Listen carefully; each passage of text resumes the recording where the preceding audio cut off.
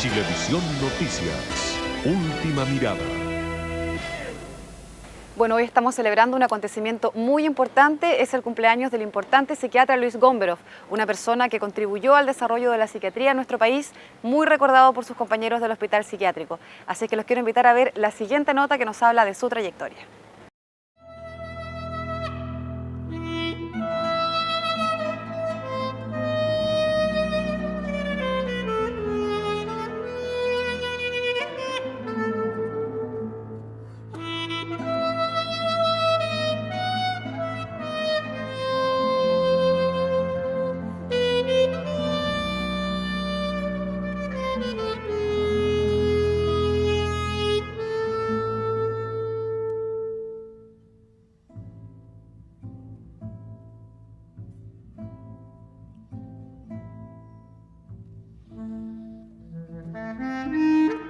El 14 de agosto de 1889, 136 familias judías desembarcaban del vapor Weser, comandados por el rabino Aharon Goldbaum, rumbo hacia una remota región del planeta, Argentina.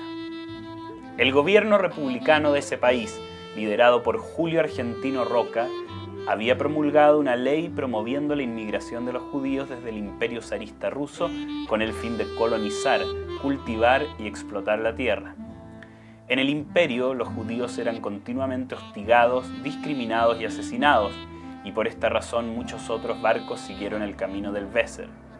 Hombres, mujeres y niños de distintas regiones del imperio llegaban a la República con el fin de encontrar un futuro promisorio.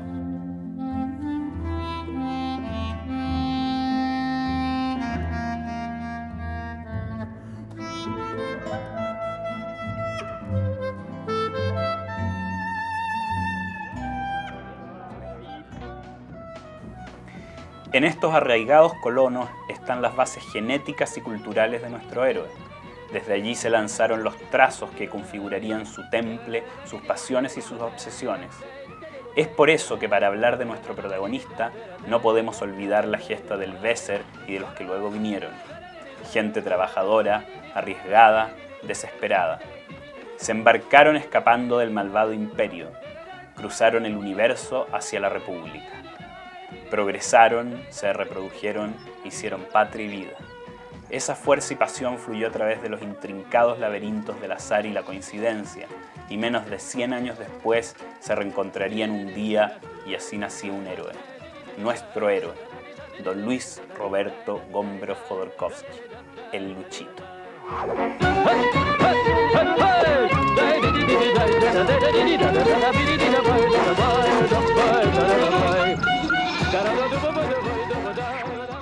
Luchito nació una lluviosa mañana de primavera el 10 de noviembre de 1944. Un día como ese, exactamente 500 años antes, en Varna, las tropas otomanas conducidas por el sultán Murad II derrotaban al ejército cruzado matando a más de 15.000 hombres. La verdad es que él no es hermano nuestro, aunque no lo crean, no es hermano nuestro. Mi mamá no pudo quedar embarazada para el tercer niño. Y un día llegó una señora con varios niños a la casa, chiquititos, y ahí estábamos con el Mario y la señora llegó y dijo que si querían quedarse con uno. Y mi mamá nos preguntó y elegimos al Lucho. O sea, podríamos haber elegido a cualquier otro, bueno, pero elegimos al Lucho. No, esos son los resentimientos de Julio, que inventa esas cuestiones y las inventa para ser él el menor, ¿ah? Y entonces ser el cúcale, pero en realidad el cúcale es el Lucho. Entonces, como no era de la familia nuestra y era adoptado, entonces la mamá se tenía que preocupar más de él, pues. Pero nosotros le decíamos siempre que era adoptado, que no se merecía el tanto cariño que le daba mi papá y mi mamá, porque el weón era adoptado. Claro que era mimado, claro que él va a decir que no. Él va a decir que era el más odiado y el más no sé qué, etc. Pero en realidad era el más querido y era el más querido por la mamá, por el papá, por toda la familia y por los hermanos también. Bueno, lo pasamos peleando en realidad. Yo les pegaba a todos. El niño fue llamado Luis en honor a su abuela paterna, doña Luisa Itzkovich, quien había fallecido 3 años antes. Esta muerte significó mucho más que un nombre para nuestro protagonista. Tuvo un rol fundamental en varias de las decisiones que tomaría en su vida. La señora Luisa sufría problemas motores, dolores de cabeza e ideas delirantes, por lo que el médico psiquiatra Dr. Horvitz Barak fue consultado. Su diagnóstico fue demoledor. La señora padecería de neurosis histérica. La señora Luisa, sin embargo, se resistía a aceptar este diagnóstico, gritando a viva voz que sus dolores y visiones eran una realidad y no un producto de su complejo de Edipo. Sus palabras no fueron escuchadas. El doctor Horvitz instaba a la familia a espiar a doña Luisa por el cerrojo de la puerta para convencerla de que en soledad ella estaba tranquila, lo que demostraría que sus dolencias eran puramente psicosomáticas. Desafortunadamente, el doctor Horvitz se había equivocado y 2 meses después la señora Luisa había muerto producto del tumor cerebral que la quejaba. Esta historia, sin lugar a dudas, estaba presente en la memoria inconsciente de Luis Gomberov cuando 20 años después decide ser psiquiatra. Tampoco puede haber estado ausente este episodio en otra decisión importante en la vida de nuestro protagonista. 48 años después del diagnóstico del Dr. Horvitz, nuestro héroe, ahora director del Hospital Psiquiátrico de Santiago, decide rebautizarlo con el nombre de Instituto Psiquiátrico Dr. José Horvitz Barak. Esta etapa en la vida de Luchito dejaría profundas huellas en su vida y en la de su familia. Él empezó a tirar al hospital para arriba, mejoró la alimentación para los pacientes, mejoró la vestimenta para los pacientes, hizo edificios nuevos, departamentos para hombres y para mujeres, hizo un teatro, el Teatro Gres, que todavía existe. En esa época él era una persona rubia, de pelo largo, bonitos ojos, gordo, más o menos yo creo que una contextura de unos 100 kilos de haber sido. Y estaba muy de moda un cantante Demi Russo. Y le puse, ahí viene el doctor Demi Russo. Le tengo mucho afecto y en realidad yo me emociono cuando con gente así porque me dio a mí también esa confianza, no solamente confianza, me dio esa, ¿cómo podría decir?, de sentirme útil, de sentirme respetado, de sentirme querido, no tan solo por él, por toda su familia, por sus niñitas, por sus niños. La mañana del 10 de noviembre de 1944, mientras Luchito gozaba de sus últimos minutos en el vientre materno, las fuerzas aliadas bombardeaban Hungría.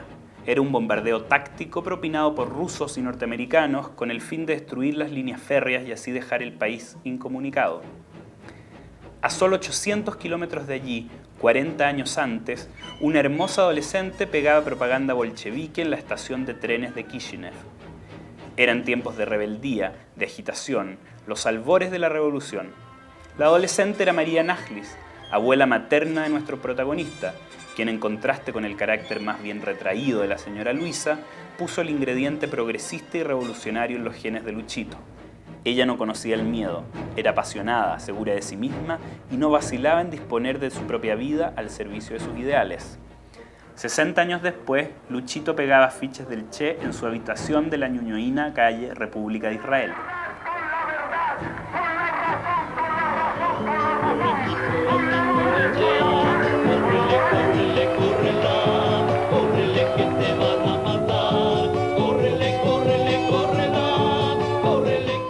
En efecto, llegó a ser conocido como Lucho el Rojo, exactamente el mismo apodo con que se conocía a su abuela María la Roja en la secundaria de Kishinev. Con el tiempo, y como es bien sabido, los ideales de Luchito sufrieron radicales cambios.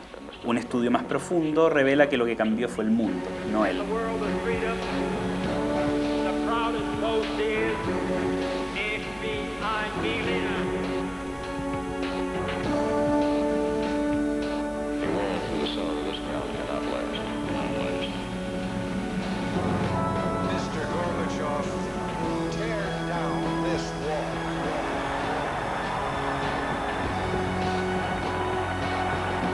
Lucho Rojo, yo creo que, si sé algo de eso, creo que deben haber sido unos 6 meses nomás, ¿ah?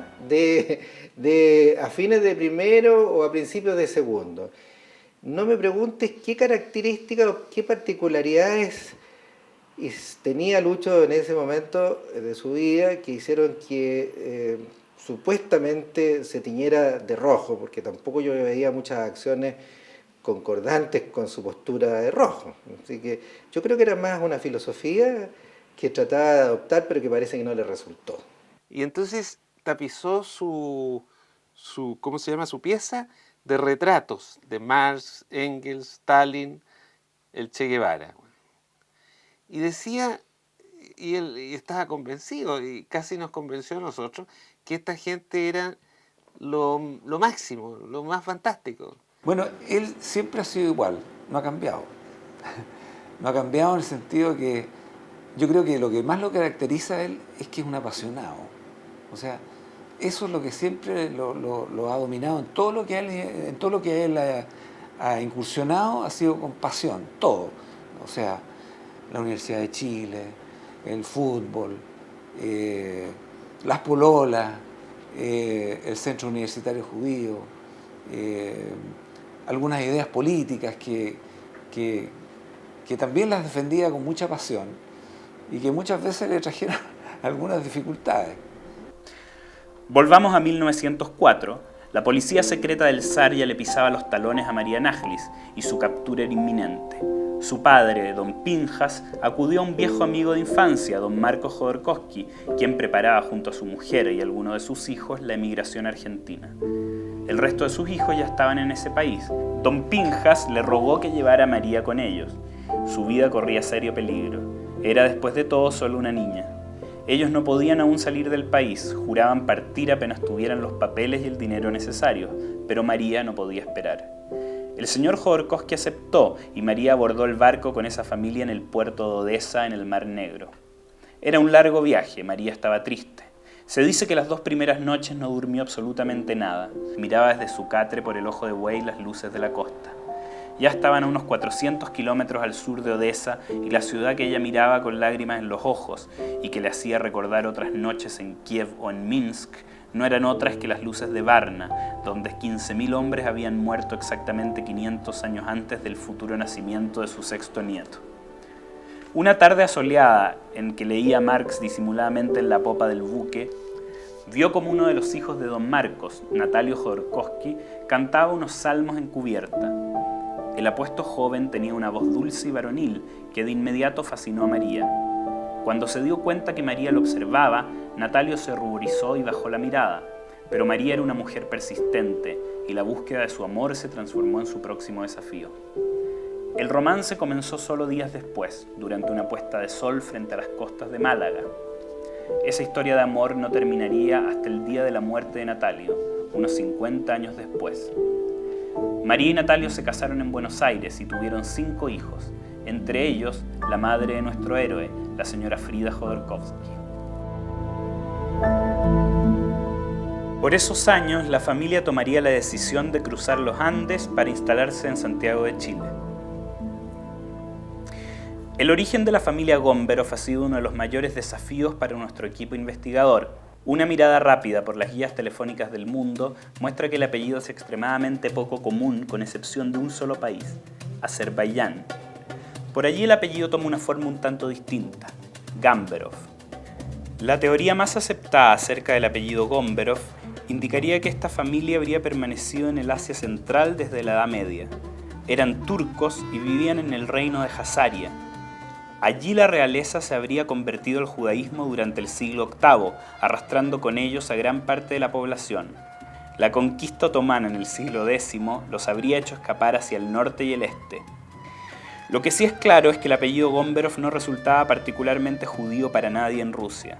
Se dice que para escapar de la discriminación, el tatarabuelo de nuestro protagonista habría ocultado su origen judío y se habría creado un título nobiliario falso que le permitió llegar a ser cochero del zar Alexander III. Es interesante señalar que este oficio no terminó allí en la familia de nuestro héroe. 50 años después, a más de 14.000 kilómetros de Moscú, El nieto del cochero del zar, don Santiago Gomberov, marido de la señora Luisa y abuelo de nuestro Luchito, inauguraba su flamante flota de victorias en la floreciente ciudad de Rancagua. Llegó a ser el más importante empresario de transporte en la provincia de Cachapual. Desafortunadamente, y al igual que su abuelo, lo perdió todo de un día para otro. Su historia no fue tan épica como la del cochero del zar, quien tuvo que escapar cuando su falsa identidad fue revelada. Irónicamente, don Santiago perdió su flota apostando en las carreras de caballos. El mismo animal que le dio fortuna se la quitó poco tiempo después. El hijo del cochero del zar, don Manuel Gomberov, emigró a Argentina 10 años antes que los Jodorowsky. Ellos llegaron primero al campo, a la provincia de Santa Fe, lugar donde el barón Hirsch había comprado tierras para recibir a las familias judías que llegaban escapando de los pogroms en el Imperio Ruso. Allí se fundaría la mítica ciudad de Mosesville, la ciudad judía campesina donde se forjó un personaje único, el gaucho judío. Don Manuel era uno de ellos, y lo podemos imaginar cabalgando en la pampa, vestido de blanco con un mate en la mano y una kipá en la cabeza. Baruch atah Adonai, Eloheinu melech haolam, borei peri hagufen. Amén. Amén. Sin embargo, su vida campesina no duró demasiado. Partió a Buenos Aires en busca de mejores horizontes, pero la suerte no lo acompañó. En Buenos Aires, don Manuel Gomberov terminó su vida como repartidor de pan, viviendo junto a su esposa, la señora Matla Abrahamov, en una pequeña pieza que arrendaban en el número 719 de la calle Ascuénaga. Los hijos del matrimonio emigraron todos a Chile. Uno de ellos, el abuelo de nuestro protagonista, don Santiago Gomberov, llegó con su esposa y su primer hijo, don León Gomberov. León Gomberov fue el primero de los antepasados de Luchito que aceptó su inhabilidad para los negocios y decidió entrar a la universidad. En 1934, 20 años antes que naciera nuestro protagonista y último de sus hijos, se recibe de abogado en la Universidad de Chile, presentando una tesis titulada Algunas características psicológicas de la delincuencia juvenil. 27 años después, Luchito se inscribe en la Escuela de Medicina de la misma casa de estudios. Ingenuamente parecería que el hijo había determinado distanciarse del padre del modo más radical posible con esta decisión. Pero el curso de los eventos demostraría precisamente lo contrario. Nuestro héroe terminaría dedicando su vida casi exactamente al mismo tema.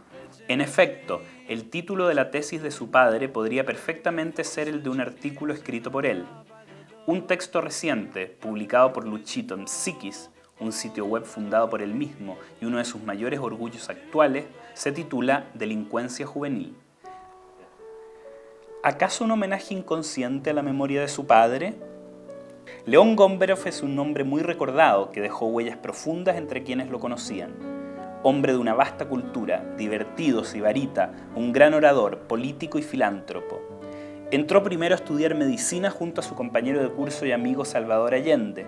Estudiaban en un liceo en Valparaíso, ciudad donde Santiago Gomberov, su padre, probaba suerte por esos años. Luego del primer año de medicina, León decide cambiarse a la Facultad de Derecho. En esa época conoce a Frida Jodorowsky, una hermosa estudiante del Liceo 5 de Santiago. Frida era una mujer graciosa y risueña, tenía los ojos violáceos de Elizabeth Taylor y vestía con colores atrevidos y mucho maquillaje. Frida fue una gran compañía para León. Lo ayudó a dejar atrás su desordenada e impetuosa vida de aquellos años. Era la gran mujer que él necesitaba para transformarse en todo lo que fue.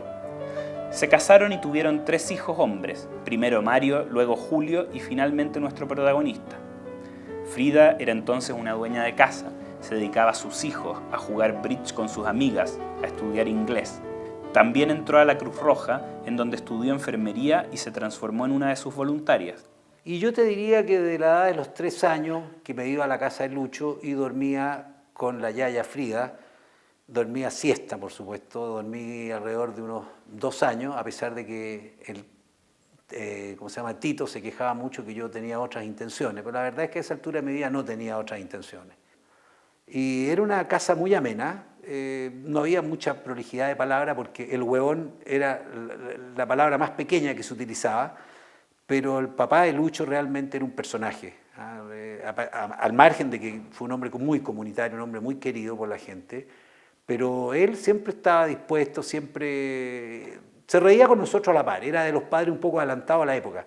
Ya sabemos que la psiquiatría fue el camino seguido por 2 de los hermanos Gomberov y que la semilla que originó esos eventos había sido sembrada muchos años antes en el lecho de su moribunda abuela Luisa.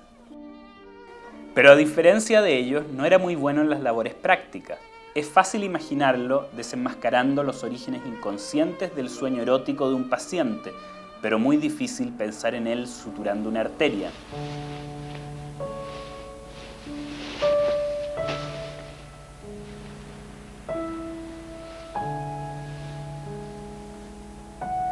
Esto se veía reflejado en casi todas las facetas de su vida. Otro ejemplo es el fútbol, una de sus grandes pasiones y pilar fundamental de su vida. Con una pelota en los pies, Luchito nunca fue demasiado hábil, cosa común después de todo para todos los que llevan su apellido. Sin embargo, desde la tribuna, Luchito entrega cada fin de semana todo su amor y su energía al club de sus pasiones, Universidad de Chile. Y esto no es menor si se piensa que tuvo que esperar 15 años para que la U diera su primera vuelta olímpica el 11 de noviembre de 1959. Un hermoso regalo de cumpleaños, 2-1 frente a Colo-Colo con goles de Ernesto Álvarez y Leonel Sánchez.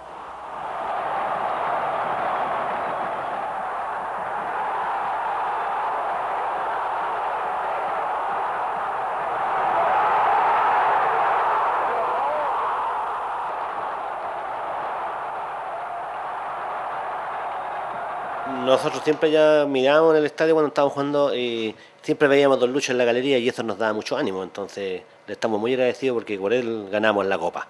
Lucho, a pesar de haber sido un gran admirador hasta el día de hoy de la Universidad de Chile, como futbolista era como las pelotas. Lucho me convidó a su casa porque tenía especial deseo de contarme de que vivía al lado del Chita Cruz, el famoso Chita Cruz, mediocampista chileno, seleccionado chileno de la selección del Mundial de 62, y para Lucho ese aspecto deportivo era algo extraordinariamente importante en su vida, tal como lo ha sido a lo largo de toda la vida y actualmente también. Yo los recuerdos que tengo tanto del colegio como de la universidad en realidad son fabulosos, en realidad lo pasamos súper bien. La anécdota más divertida que yo tengo con él, porque es una vez que fuimos al sur de Chile. Fuimos Claudio Weinstein, Lucho y yo. Yo creo que estábamos como en segundo año de la universidad. Y bueno, partimos súper bien, pero el ligerito Lucho mostró la hilacha, era hijo de su mamita. Entonces, la verdad es que nosotros fuimos a lo pobre. Entonces, ya cuando fuimos a acampar y no había nadie que le hiciera la cama, ni medio que le preparara la comida, cayó en colapso, pero completo. Y Claudio y yo nos matábamos de la risa de él, nos reíamos a todo full. Y de repente un día se enojó, una noche se enojó, y Papel metió la pata en unos mojones y llegó todo cagado. Y ahí ya simplemente iba a renunciar, pero finalmente no renunció y seguimos el viaje. No, mi mamá le hacía las cosas. A él le dejaba, por ejemplo, él se levantaba en la mañana tempranito para irse al colegio. La mamá le dejaba los calcetincitos, le dejaba los zapatitos, le combinaba el color de los soquetes con la camisa, le dejaba la chaqueta, todo planchadito. Igual, como le pregunta ahora a la vieja, le viene la chaleca amarilla con el pantalón gris. No. Entonces él se lo va y se lo cambia porque él es obediente, un gallo muy obediente. Las incomodidades que los asuntos prácticos interponían en la vida de nuestro protagonista fueron controladas con el ingreso a su vida de una ordenada y eficiente chica de origen alemán que terminaría siendo la compañera de su vida. Se trataba de Eva Zelowski, la Evita, una rubia estudiante de Sexto Humanidades del Colegio Manuel de Salas. El lunes 12 de octubre de 1964, ambos aprovechaban el fin de semana largo en el balneario de Algarrobo. Ellos ya se conocían de modo superficial. Luchito tenía los ojos puestos en ella hace ya un par de años, pero solo se había animado a llamarla para hostigarla, para acusarla de molestar con llamados telefónicos a uno de sus grandes amigos de la época. La Evita lo odiaba con toda su alma. Era muy niña para entender que este era solo uno de sus trucos. Pero ese día en Algarrobo, Luchito tenía su gran primer contacto con su presa, La Evita leía en la arena y él se le acercó a hablarle del libro, luego de las enseñanzas de Freud y de Hegel, de la revolución de las flores, de Dylan y del sexo libre. Evita cayó rendida.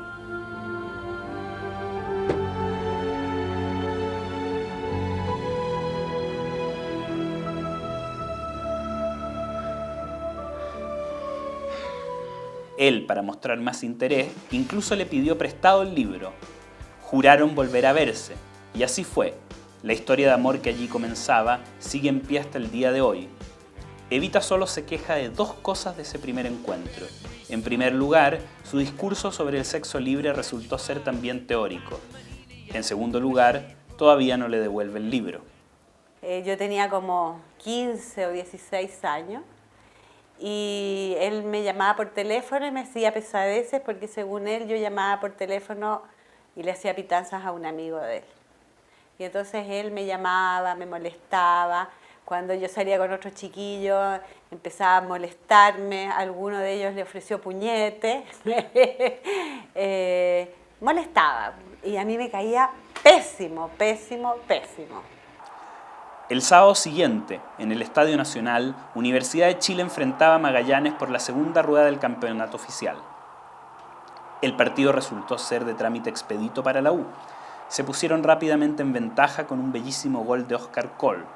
Luego vinieron los goles de Braulio Musso y Sergio Navarro, los únicos que estos jugadores convertirían en esa temporada. Era su primera cita con la Evita. De algún modo, consciente o inconsciente, nuestro héroe había jurado que la mujer de su vida sería aquella que aceptara una primera cita en el Estadio Nacional. ¿Qué te pareció esa invitación al fútbol? Mira, no me pareció. Yo dije voy a ir porque me tengo que vengar de este muchacho. Bueno, ahí tienes la venganza. Me sigo vengando. ¿Cómo lo encontré? Bueno, bastante divertido y extraño. ¿Por qué era extraño?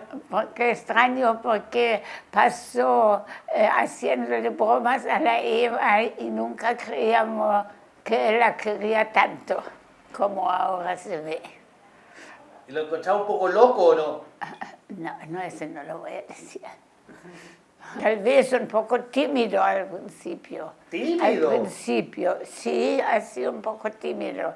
Cuando nos conoció y fue a la casa, sí. Un poco tímido. Después se le pasó. Luchito tuvo 3 hijos con Evita. Andy, físico, 35 años. No fue el primer físico de la familia. El primero fue otro Lucho Gomberov, primo mayor de nuestro héroe, quien también fue bautizado en honor a la abuela Luisa. Todavía nadie entiende por qué esta profesión entró a la familia, y hay 4 de ellos.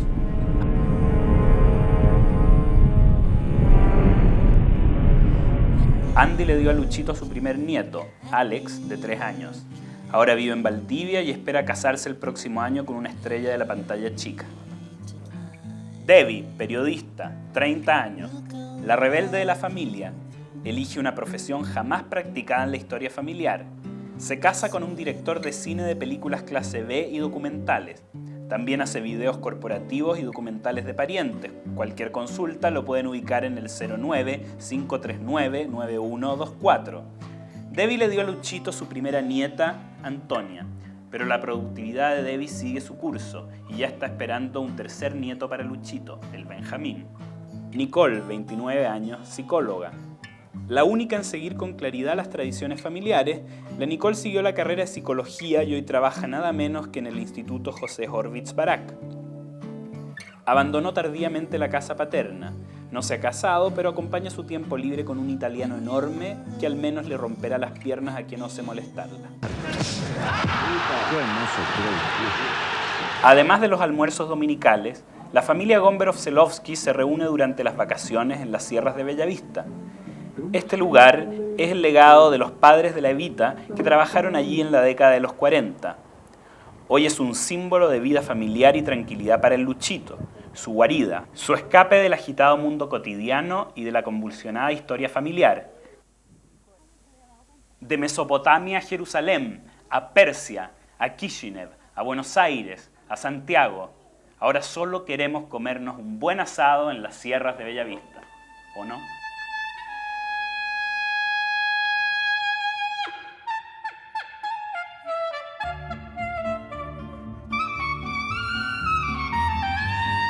Luchito, yo soy la suegra suya, pero tú eres mi tercer hijo. Así que te deseo todo lo mejor del mundo, que pase muchos años felices junto con mi hija y felicidades de nuevo.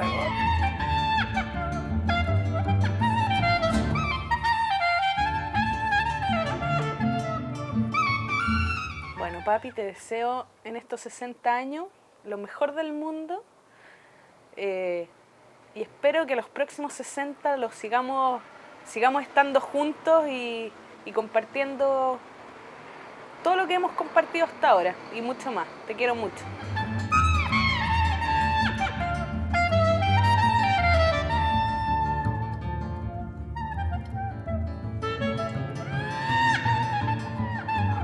Oye, la weá complicada, weón.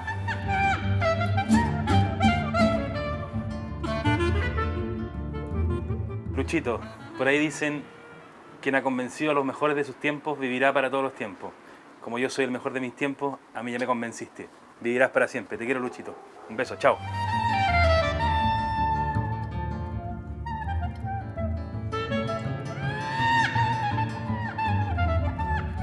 Viejito, te quiero mucho, te deseo toda la felicidad del mundo. Bueno, ahora que cumplí 60 y espero que te quede harto más y que te cuides también, porque conmigo todavía no has terminado tu labor. Quiero tener un papito que me lleve y me acompañe el día que yo me case y que alcance a ver a sus nietos, que todavía no sé cuándo. Así que eso, te quiero mucho. Felicidades, chao. Puta, que voy a tener que esperar.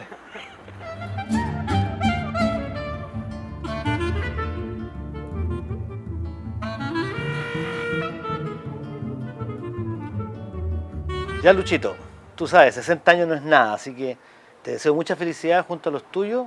Yo también te quiero mucho y espero que sigamos peleando mucho tiempo más como solemos pelear nosotros. Así que pásalo muy bien. Chao, un beso.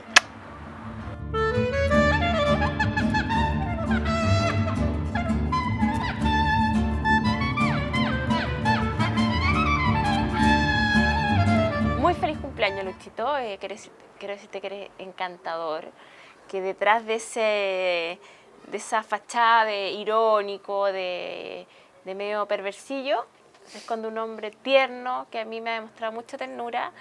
Eres encantador y eres el alma de tu casa, así es que espero que cumples muchos más. Un beso.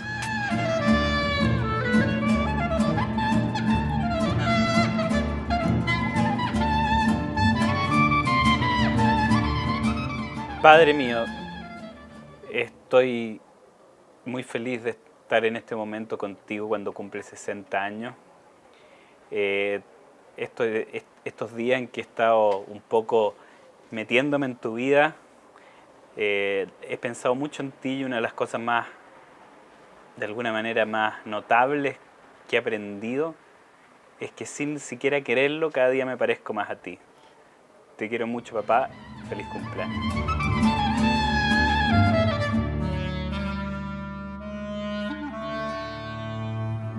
Bueno, le deseo lo mejor, que este sea un comienzo de una nueva etapa, que quiero que se cuide, porque quiero que podamos llegar a los 50 años de matrimonio juntos y bien, y quiero que pueda aprovechar a sus nietos que él quiere tanto y pasarlo bien todavía porque nos queda mucho por delante. Hola, Lucho. Lucho, ¿por qué no me escuchas? ¿Por qué no me escuchas, Lucho? Lucho, Lucho, Lucho, Lucho, Lucho, Lucho. Te quiero mucho, Yuyu. Cumpleaños feliz, te deseo. ¡Oh! Ya sigue. ¡Tiene chanchito! Cumpleaños. Feliz cumpleaños. Te mando un besito porque es de Danilo y es de Danilo.